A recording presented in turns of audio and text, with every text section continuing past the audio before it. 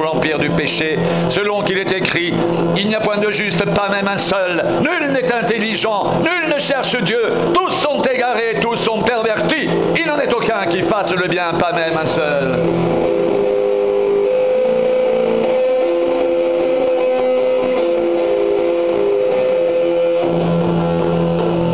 Est un sépulcre ouvert. Ils se servent de leur langue pour tromper. Ils ont sous leurs lèvres un venin d'aspic, leur bouche est pleine de malédiction et d'amertume. Ils ont les pieds légers pour répandre le sang. La destruction et le malheur sont sur leur route. Ils ne connaissent pas le chemin de la paix. La crainte de Dieu n'est pas devant leurs yeux.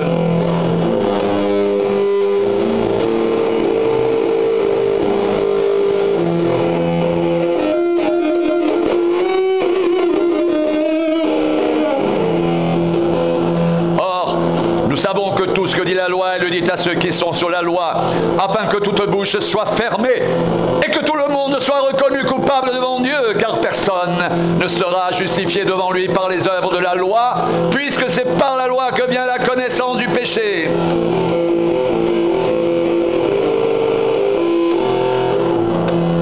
Mais maintenant, sans la loi est manifestée la justice de Dieu, à laquelle rendent témoignage la loi et les prophètes, justice de Dieu par la foi en Jésus-Christ pour tous ceux qui croient.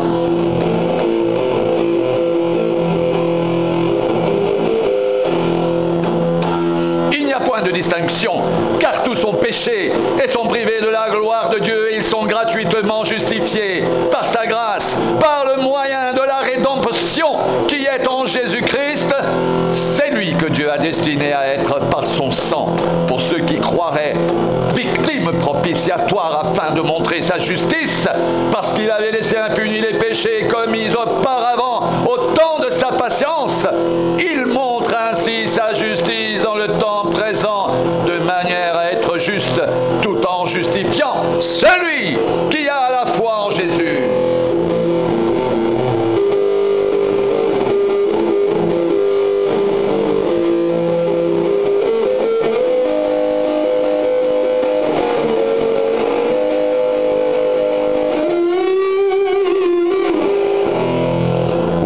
Sujet de se glorifier. Il est exclu. Par quelle loi? Par la loi des œuvres? Non, mais par la loi de la foi, car nous pensons que l'homme est justifié par la foi sans les œuvres de la loi. Ou bien Dieu est-il seulement le Dieu des Juifs? Ne l'est-il pas aussi des païens? Oui, il l'est aussi des païens, puisqu'il y a un seul Dieu qui justifiera par la foi les circoncis et par la foi les incirconcis. Annulons-nous donc la loi par la foi? Loin de là, au contraire, nous confirmons la loi. Que dirons-nous donc qu'Abraham, notre père selon la chair, a obtenu?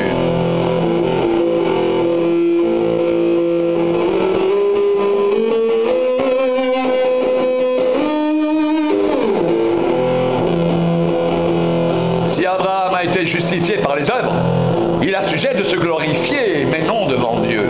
Car que dit l'Écriture? Abraham crut à Dieu, et cela lui fut imputé à justice. Or, à celui qui fait une œuvre, le salaire est imputé non comme une grâce, mais comme une chose due. Et à celui qui ne fait point d'œuvre, mais qui croit en celui qui justifie l'impie, sa foi lui est imputée à justice.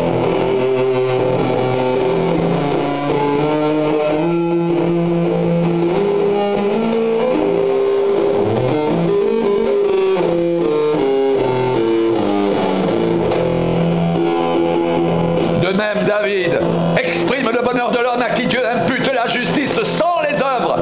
Heureux ceux dont les iniquités sont pardonnées et dont les péchés sont couverts. Heureux l'homme à qui le Seigneur n'impute pas son péché.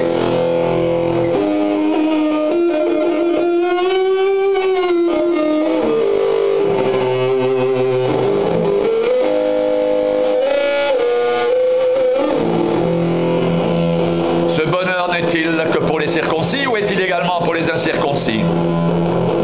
Car nous disons que la foi fut imputée à justice à Abraham. Quand donc lui fut-elle imputée? Était-ce après ou avant sa circoncision? Il n'était pas encore circoncis. Il était incirconcis et il reçut le signe justice qu'il avait obtenue par la foi quand il était incirconcis, afin d'être le Père de tous les incirconcis qui croient, pour que la justice leur soit aussi imputée. Et le Père des circoncis, qui ne sont pas seulement circoncis, mais encore qui marchent sur les traces de la foi de notre Père Abraham quand il était incirconcis.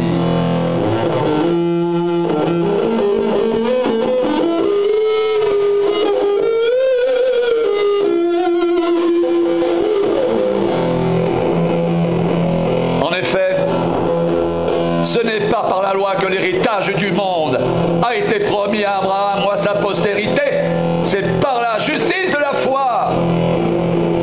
Car si les héritiers le sont par la loi, la foi est vaine et la promesse est annulée, car la loi produit la colère, et là où il n'y a point de loi, il n'y a point non plus de transgression.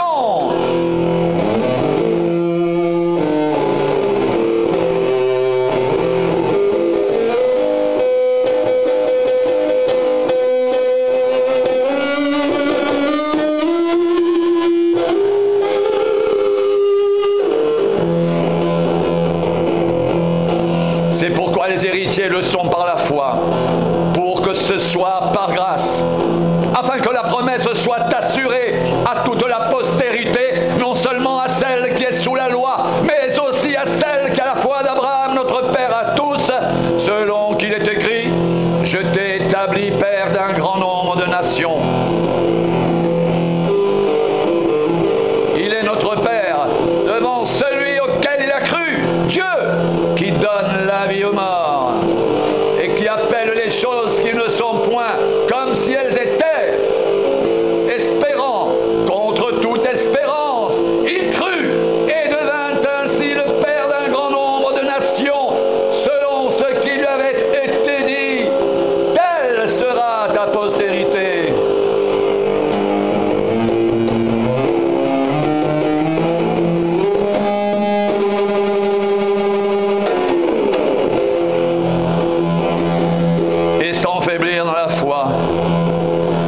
Considéra point que son corps était déjà usé, puisqu'il avait près de 100 ans et que Sarah n'était plus en état d'avoir des enfants.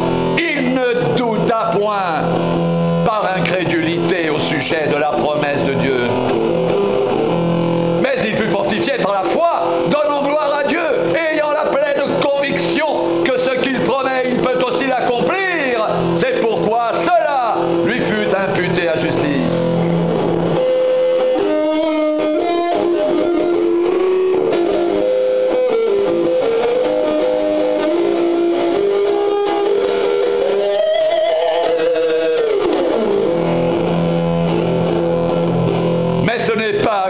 Seul qu'il est écrit que cela lui fut imputé. C'est encore à cause de nous à qui cela sera imputé, à nous qui croyons en celui qui a ressuscité des morts, Jésus notre Seigneur, et qui a été livré pour nos offenses et est ressuscité pour notre justification.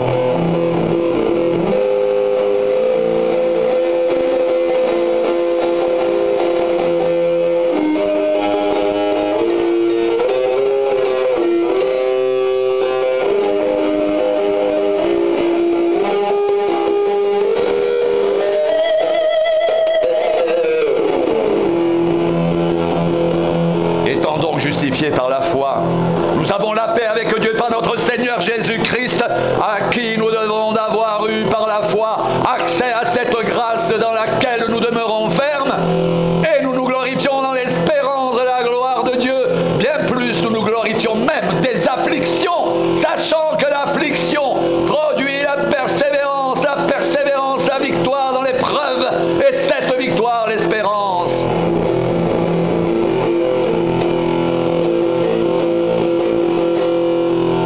L'espérance ne trompe point,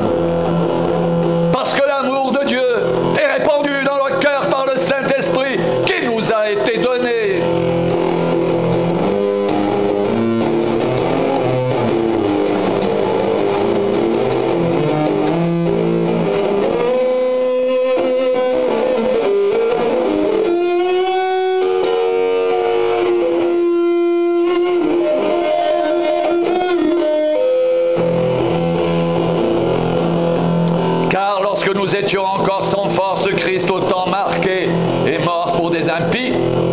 À peine mourrait-on pour un juste. Quelqu'un peut-être mourrait pour un homme de bien. Mais Dieu prouve son amour envers nous en ce que lorsque nous étions encore des pécheurs, Christ est mort pour nous. À plus forte raison donc que maintenant que nous sommes justifiés par son sang, serons-nous sauvés par lui de la colère. Car si lorsque nous étions ennemis, nous avons été réconciliés avec Dieu par la mort de son Fils, à plus forte raison étant réconciliés, serons-nous sauvés par sa vie.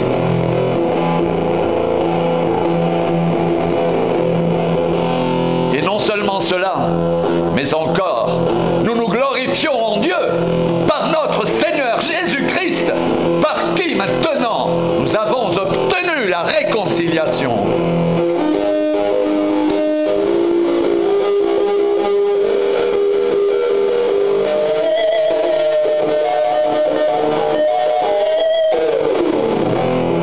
C'est pourquoi, comme par un seul homme le péché est entré dans le monde, et par le péché la mort, et qu'ainsi la mort s'est étendue sur tous les hommes parce que tous ont péché, car jusqu'à la loi le péché était dans le monde.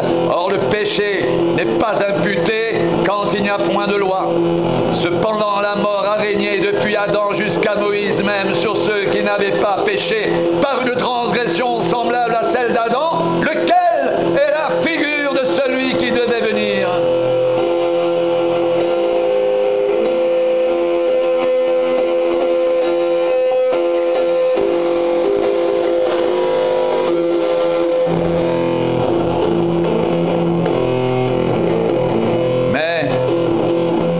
Pas du don gratuit comme de l'offense, car si par l'offense d'un seul, il en est beaucoup qui sont morts, à plus forte raison la grâce de Dieu et le don de la grâce venant d'un seul homme, Jésus-Christ, ont-ils été abondamment répandus sur beaucoup.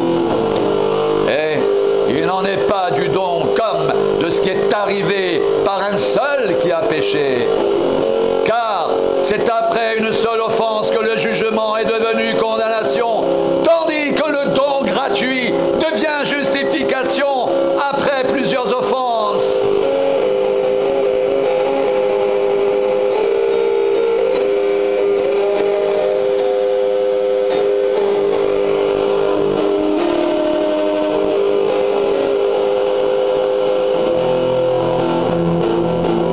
Si par l'offense d'un seul la mort a régné, par lui seul à plus forte raison, ceux qui reçoivent l'abondance de la grâce et du don de la justice régneront-ils dans la vie par Jésus-Christ lui seul? Ainsi donc, comme par une seule offense la condamnation a atteint tous les hommes, de même par un seul acte de justice